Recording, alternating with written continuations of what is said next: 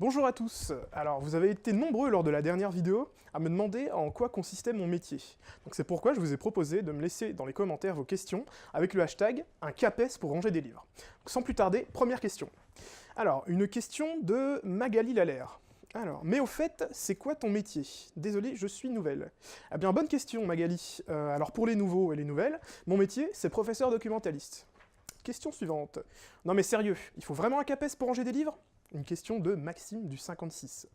En me demandant ça, figure-toi que tu mets le doigt sur un des problèmes auxquels nous, professeurs documentalistes, faisons face régulièrement, la méconnaissance de notre métier. Mais ne t'en fais pas, je suis là pour y remédier. Ensuite, une question de Ellipse du 39.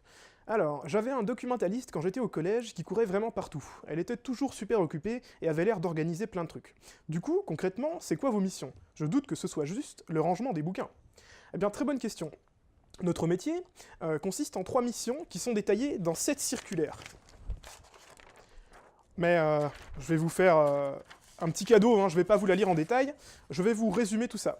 Donc la première mission, c'est une mission d'enseignement, car nous sommes avant tout des enseignants. Et donc du fait de notre formation en sciences de l'information et de la communication, on est en quelque sorte les plus à même de concevoir l'EMI. Donc l'EMI, c'est l'éducation aux médias et à l'information.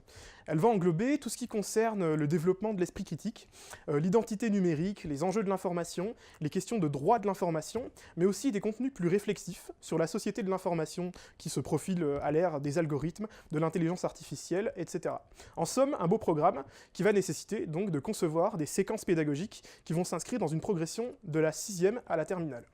Deuxièmement, on doit bien entendu s'occuper de la gestion du CDI, donc en veillant à proposer des ressources pertinentes et actuelles. Ça va passer donc par la mise en place d'une veille informationnelle et plus largement d'une politique documentaire. Je vous fais pas un topo sur la politique documentaire, c'est vraiment un vaste sujet qui nécessiterait une vidéo à part entière.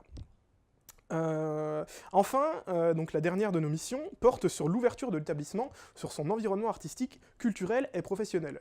Par ouverture de l'établissement, on entend la création de partenariats, donc avec des infrastructures culturelles, ça peut être aussi bien des musées que des librairies, des bibliothèques, etc. Et oui, rien que ça. Ensuite, une question de « Je cherche la petite bête 70 ». Professeur documentaliste, est-ce que les élèves ont des cours avec vous inscrits dans leur emploi du temps? Car perso, je me souviens pas en avoir eu.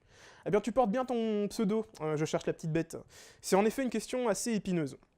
Comme cette éducation, donc l'éducation aux médias et à l'information, est transversale, il faut se concerter entre professeurs documentalistes et collègues de discipline pour dégager le temps nécessaire à cet apprentissage, et donc réfléchir ensemble sur la manière de l'aborder.